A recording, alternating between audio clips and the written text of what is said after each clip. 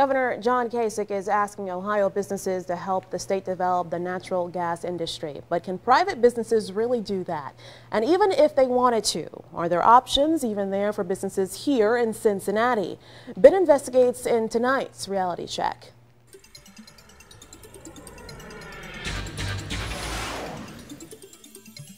It's no big secret that natural gas is abundant under the ground in Ohio, and as part of the effort to expand that value to the state, Ohio Governor John Kasich is pushing Ohio companies with vehicle fleets to begin converting their vehicles to natural gas. I sat down exclusively with the governor for a one-on-one interview and asked how that plan would actually play out for Ohio businesses. This sounds almost like a chicken or the egg scenario. It's difficult to move to that if there aren't these natural gas refilling stations. Right. Filling stations won't be there until the vehicles are there. How do you overcome that?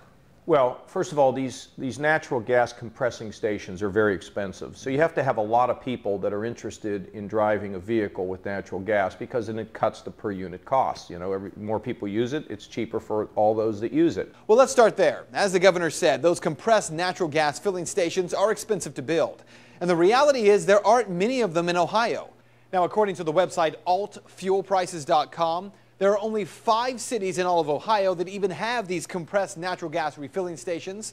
The city of Columbus has the most, with 4.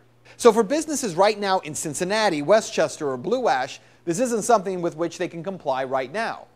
Then again, the governor says he understands this is a long process. It won't be done in a day, but within a decade, I think we're going to see a significant amount of vehicles in the state being driven by natural gas. So if we're using the chicken and the egg analogy, we know there won't be any eggs or natural gas vehicle fleets for private business until we get some chickens or refilling stations. And there's no word on how long that process might take. But once we do get there, will businesses convert their fleets? And the idea that this gets us off our foreign dependency is great, but that's not how the guy that owns 5 beer trucks is going to decide. He's going to decide it on the basis of his costs. And what are those costs? According to the Department of Energy, natural gas costs about $2.05 per equivalent gasoline gallon. Of course, the tanks on natural gas vehicles hold a very different amount of fuel than gasoline engines. Take the Honda Civic sedan. It can travel about 422 miles on a tank of gas. But the Honda Civic natural gas vehicle has a much smaller range per tank, about 220 miles.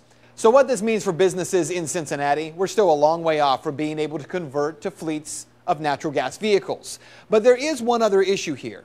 In 2005, Congress exempted fracking, the process by which natural gas is extracted from the ground, from the Safe Water Drinking Act. Since then, there have been a lot of environmental questions raised about the dangers to drinking water by fracking.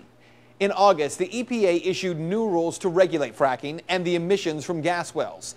And that could mean a serious slowdown of the natural gas industry.